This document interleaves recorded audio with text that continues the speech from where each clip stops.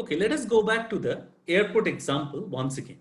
Okay, so let NDT be the number of domestic passengers arriving up to time t, and NIT be the number of international passengers arriving up to time t in the airport. Now we are given that NDT and NIT are homogeneous Poisson processes with intensities alpha d and alpha I respectively, and they are independent of each other. So when you say two processes independent, as I said, you take finitely many from here and you take finitely many from here. So that gives you a random vector here with the ND random variables. And similarly, you get a random vector of NI random variables. Those two random vectors are themselves independent. One random vector is independent of the other random. So now suppose I give you this exercise. Fix P positive and a non-negative integer n. If it is given that exactly n passengers arrived at the airport up to time t, when I say passengers, it's a combination of both domestic and international. Total number is t, total number of passengers is t. What is the conditional distribution of the number of domestic passengers arriving up to time? So if you know that the number of domestic plus international passengers arriving up to time t is exactly n, then what is the conditional distribution of the number of domestic passengers arriving up to time t? Using this or otherwise, show that the expectation of the ratio of number of domestic passengers up to time t and the total number of passengers up to time t is just alpha d divided by alpha d plus alpha I. Now this can be solved. Once you get the conditional distribution, this can be solved in a fashion very similarly to a previous example that we have been through. Okay? So, but this is an exercise for you. But what does it mean? What does it say? The interpretation is that for any t positive, the expected proportion of domestic passengers up to time t is free of t. Okay, the expected proportion, this is alpha d divided by alpha d plus alpha I. Now note that expected number of domestic passengers up to time t is proportional to alpha d. It's alpha d times t. If t is fixed, it's alpha d times t.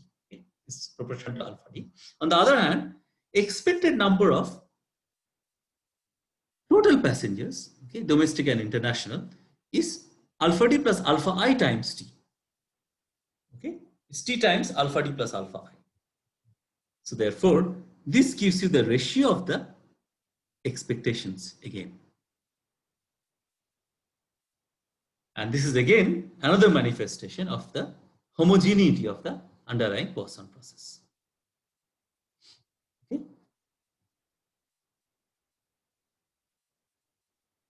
Okay, I wrote point process. It should be Poisson process. Again, I'll correct that. Okay, so now we go into, so we have already covered many examples. We have already covered superposition of two or more independent homogeneous Poisson processes.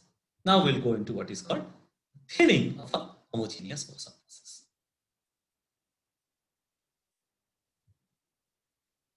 Okay, so here is a warm-up question. Before we actually go into the thinning property, let's ask ourselves a warm-up question. Now this is a question about hen and egg. So suppose the number of eggs given by a hen in a specific year follows a Poisson distribution with parameter lambda. Okay. Assume that each egg hatches with probability p, which is strictly between 0 and 1, independently of each other, and also the total number of eggs. Okay, so each egg is converted into a baby chick with probability p independently of each other and also independent of the total number of eggs. Now, what is the distribution of the number of baby chicks in that year? This is the question. As you see, it's just a question about random variables. This has nothing to do with process, any Poisson process yet. We'll come to Poisson process later. But let's try to first formulate this question properly. So what we have is, suppose for each j, ij is the indicator that the jth egg actually hatches and gives you a baby chick. Okay. Now, of course, what is given is that all of these are independent of each other and they are all hatching with probability p. So therefore, this sequence of ij, i1, i2, and so on, this is a sequence of IID random variables, each following Bernoulli distribution with parameter p. This is exactly what is stated here. That each egg hatches with probability p independently of each other. Now it's also said that this egg hatching is completely independent of the total number of eggs. Okay? So let n be the total number of eggs given by the hen in that year.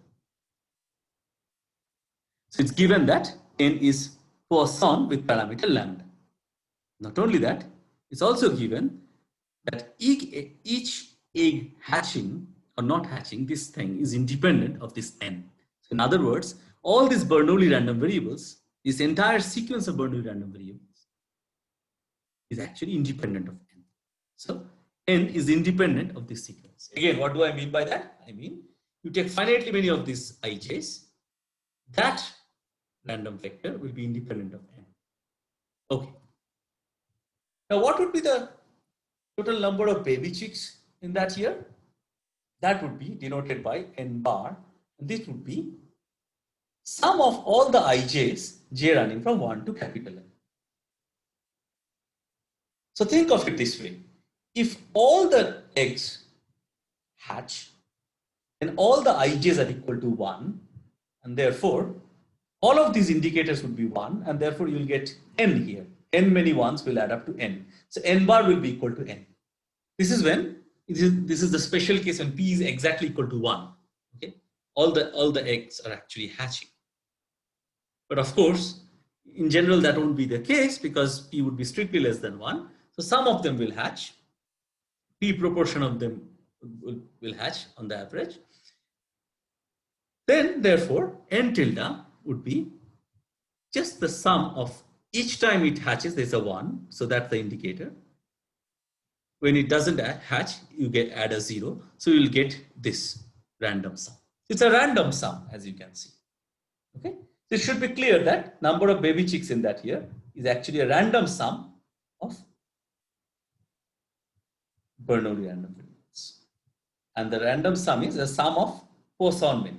It's a Poisson, if you sum Poisson many, IID Bernoulli p random variables, that's what is your n bar.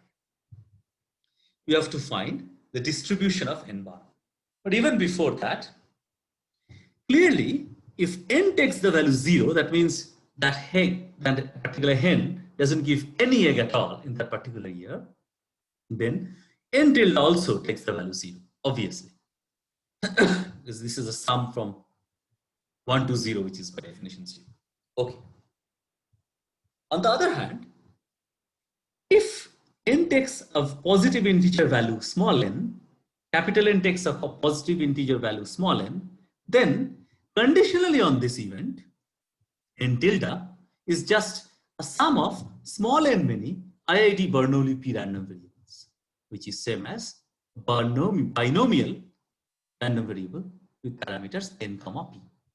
So conditionally on capital N taking the value small n, n tilde follows a binomial distribution with parameter small n comma small.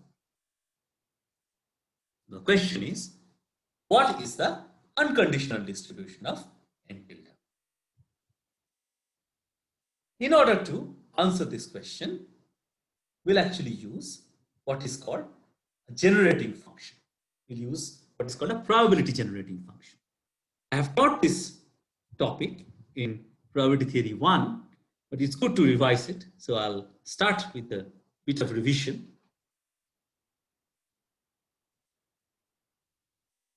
Suppose z is a non-negative integer valued random variable. So for example, z can be binomial, z can be Poisson, z can be geometric, negative binomial, anything. or some other distribution. Its probability generating function, which in short we'll call PGF, is defined as the function Pz evaluated at S, which is expectation of S power Z.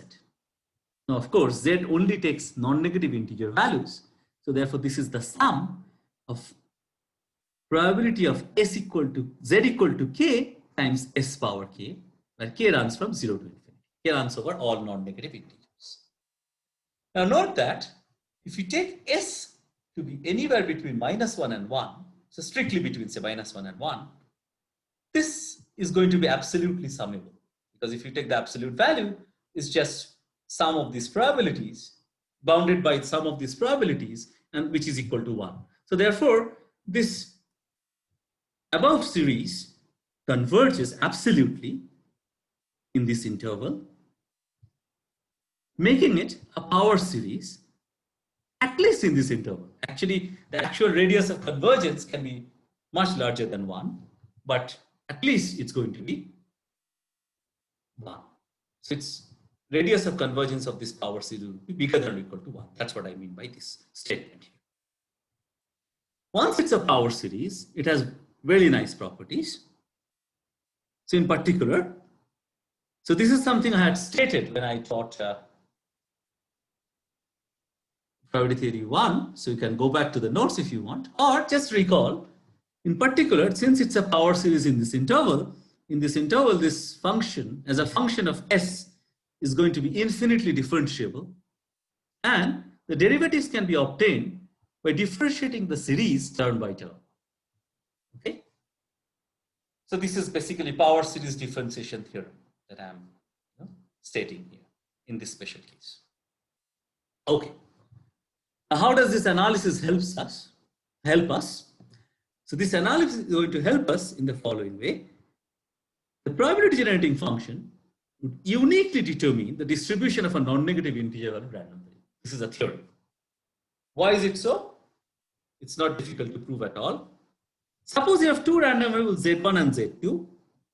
Two random variables meaning two non-negative integer valued random variables in this case, which have the same probability generating function PS. Then for every non-negative K, probability of Z1 equal to K is just the K's derivative of P evaluated at 0. That's come from the power series. In a power series, coefficient of S power K can be obtained by differentiating the power series K many times and then putting S equal to 0. And that will give you probability Z equal to K in this case. And in this particular case, since Z1 has PGF PS, probability of Z1 equal to K would be given by K derivative of P evaluated at 0. Here, of course, by the 0th derivative, I'm going to mean the function P itself.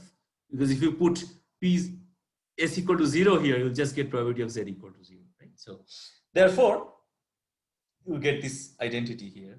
Similarly, since Z2 also has PGF PS, you will get that probability of Z equal to K is also going to be equal to this quantity.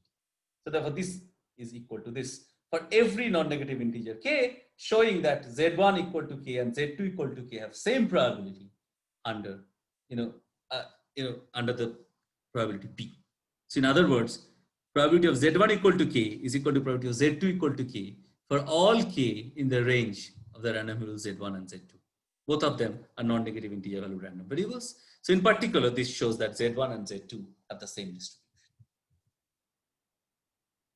So in other words, probability generating function uniquely determines the distribution of random variable.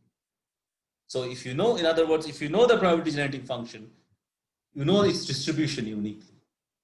So this will help us in identifying the distribution, as we will see.